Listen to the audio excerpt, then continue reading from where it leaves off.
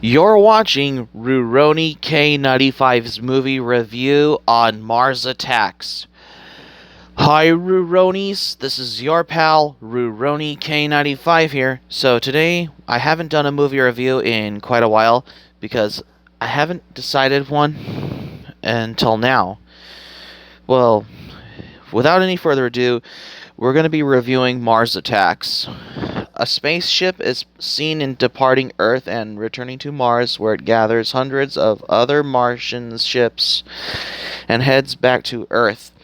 President James Dale, along with his aides, addresses the United States concerning the historic event. Several days later, the president's science aides set up a first contact meeting with the Martians in Nevada.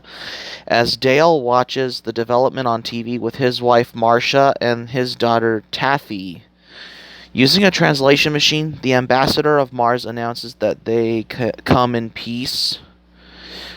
When a hippie releases a dove as a symbol of peace, the ambassador shoots it before he and the other Martians slaughter most of the people at the event, including General Casey, news reporter Jason Stone, and young private Billy Glenn Norris. Before capturing the chat show host and Stone's co-worker and girlfriend Nathalie Lake and her pet chihuahua Poppy, thinking that the Martians assumed that the dove was a symbol of war, Dale tells Professor Donald Kessler to renegotiate with the Martians, whose ambassador later requests to address the United States Congress. At this meeting, the Martians massacre most of the Congress. Kessler begs the Martian ambassador to stop, but is knocked unconscious and taken aboard their ship, where he is later shown with his body parts dismembered and his disembodied head remaining animated. It's not like what you expect from Reanimator. But anyway, so General Decker tries to convince Dale to retaliate with nuclear warfare, but he refuses. After a failed attempt to assassinate Dale, in which a disguised Martian is killed, the Martians invade Earth in droves, starting with Washington, D.C., and quickly spreading around the globe. As they attack the White House, the Secret Service evacuates Dale, but Marcia is crushed to death by the Nancy Reagan chandelier, and Taffy is separated from them during the chaos after the President of France is assassinated by the Martians that night. So the U.S. government attempts a nuclear attack on the Martian mothership, but that proves futile, and the Martians continue destroying Earth and start defacing and vandalizing world landmarks. Eventually, the Martian leader and the two other Martians breach the bunker where Dale has been taken to reduce Decker to the size of an insect before killing him.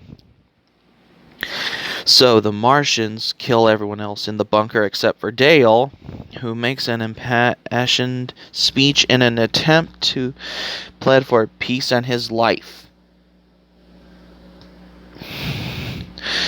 The Martian leader appears to be moved by the speech and seemingly agrees to a truce with Dale, but then uses a gadget disguised as a hand to kill him. As the Martians ravage Las Vegas, Brian Williams, a former world champion boxer turned casino employee, lands a small group of survivors consisting of Barbara Land, Tom Jones, Brian's co-worker waitress Cindy, and a rude gambling lawyer to an airfield in the hope of a small jet to safety. They barely make it there, losing the lawyer in the process, who was killed by the Martian, I suppose.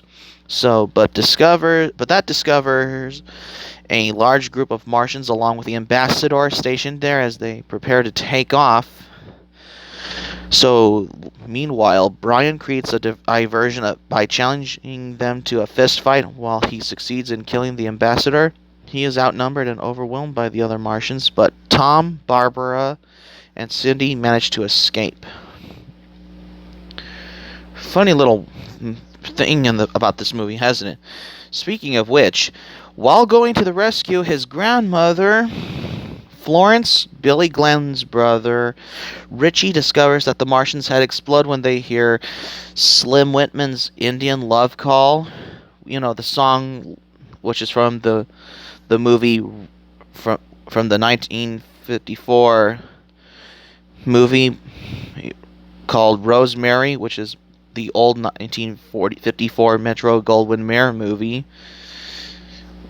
What you expect in Mars Attacks, I suppose. Richie and Florence then drive around town using the song to kill the Martians and broadcast the song on a local radio station. Thereafter, armed forces broadcast the song around the globe, killing the Martian leader and most of, if not all, of the other Martians. Nathalie and Kessler's disembodied heads kiss while the Martian spaceship they are on crashes into the ocean, killing both of them. In the aftermath, Barbara, Cindy, and Jones emerge from a cave with some wild animals to see dozens of crashed Martian ships in Lake Tahoe. Taffy awards Richie and Florence the Medal of Honor. Brian, who survived the Martian brawl, arrives in D.C. to reunite with his ex-wife Louise, with their two sons, Kedrick and Neville, as the devastation is being cleaned up. So that's how you end this movie, with the aftermath. After the Martians' weaknesses was the song Indian Love Call by Slim Whitman, which is from Rosemary movie. So my thoughts about Mars Attacks. This is like what do you call like a comic science fiction type movie, because this movie was directed by Tim Burton, who's known for his movies such as Ed Wood, Beetlejuice, Edward Scissorhands, The Nightmare Before Christmas, Sleepy Hollow, Sweeney Todd, The Demon Barber of Fleet Street, Dark Shadows, Frankie Weenie, and other works. Oh, he also did Batman, Batman Returns, Planet of the Apes, Big Fish, Charlie and the Chocolate Factory, and as well as Pee-wee's Big Adventure, and anything else that he has did. Yeah, because this movie featured Jack Nicholson, who was the star of the film, because Jack Nicholson played Jack Torrance from The Shining, because, Stanley Kubrick in that one. And Sarah Jessica Parker from Sex and the City, the HBO television series, and Michael J. Fox from Back to the Future movies. Martin Short from The Three Amigos is in that one as well. Danny DeVito is in that one also. Let's see what Danny DeVito is known for. It's Always Sunny in Philadelphia. He did stuff like It's Always Sunny in Philadelphia, Space Jam, Hercules,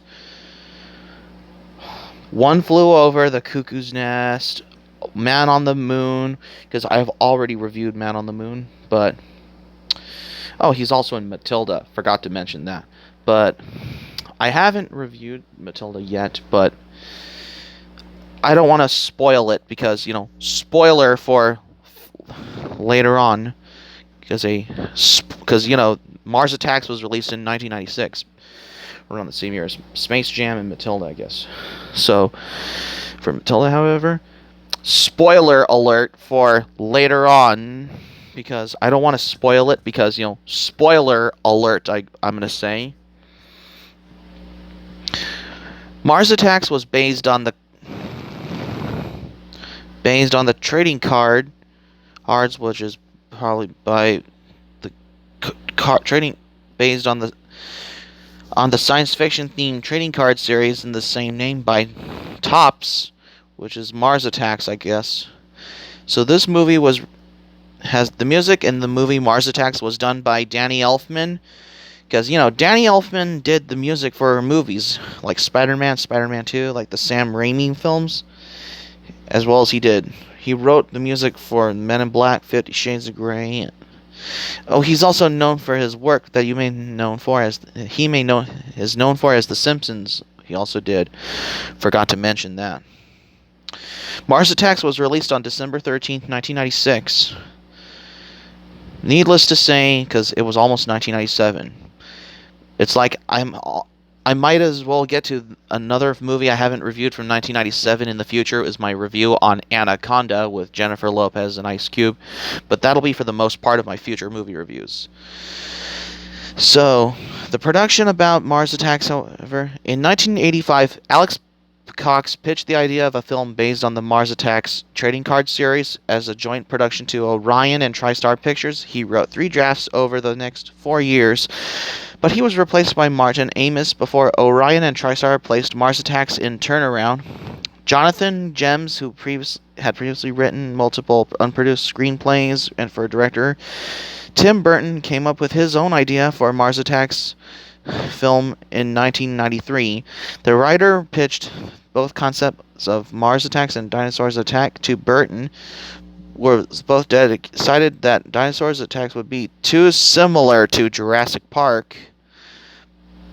Tim Burton was too busy preparing Ed Wood, believing that Mars Attacks would be a perfect opportunity to pay homage to the films of Ed Wood Jr., especially movies like Plan 9 from Outer Space and other 1950s science fiction B-movies like Invaders from Mars, It Came from Outer Space, The War of the Worlds, Target Earth, Invasion of the Body Snatchers, Earth versus the Flying Saucers. You know, those science fiction B-film movies of the 50s.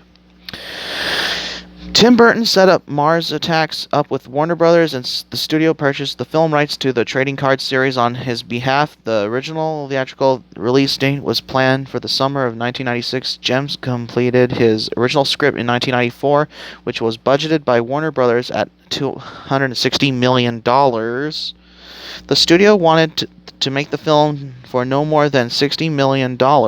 After turning in numerous drafts in the attempt to lower the budget, Gems was replaced by Ed Wood, writers Scott Alexander and Larry Karasewicki. Gems eventually returned to the project, writing a total of 12 drafts of the script.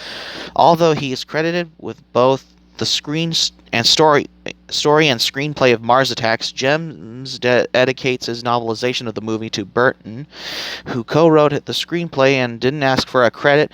Warner Brothers was dubious of the Martian dialogue and wanted Burton to add closed captioning subtitles, but he resisted, I guess.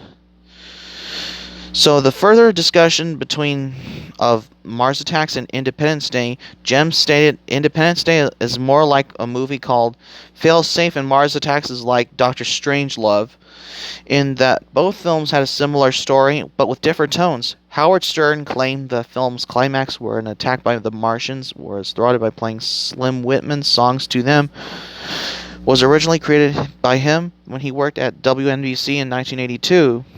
The sketch, named Slim Whitman versus the Midget Aliens from Mars, as Burton listened to the sketch. While being interviewed by Stern, he dismissed it as a mere coincidence. So that's going to be it for my movie review on Mars Attacks. Thank you for watching, but before we go, here's my thoughts about it. Yeah, Jack Nicholson who played the president in Mars Attacks. He also played the Joker in Batman, and Danny DeVito appeared in Batman Returns as Penguin, along with Michelle Pfeiffer, I guess. Hope subscribe for content. My anime plan link in the description down below. Share this video on Twitter and Facebook. Be sure to give this video a thumbs up by clicking the like button on this video. Please leave it in the comments about your suggestions on movie reviews or anime reviews by leaving the comment section below in this video, because I haven't done a movie review, even though I have been busy with doing some anime reviews, I guess. This concludes my movie review on Mars Attacks.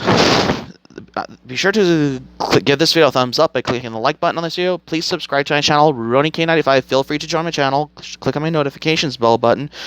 Check out my videos that I'm uploading as well. And that's all I have to say.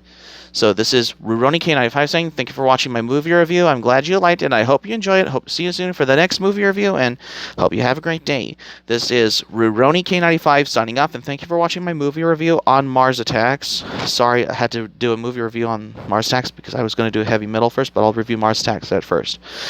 This is RurouniK95 signing off. Thank you for watching my movie review on Mars Attacks. Stay next movie review, heavy metal.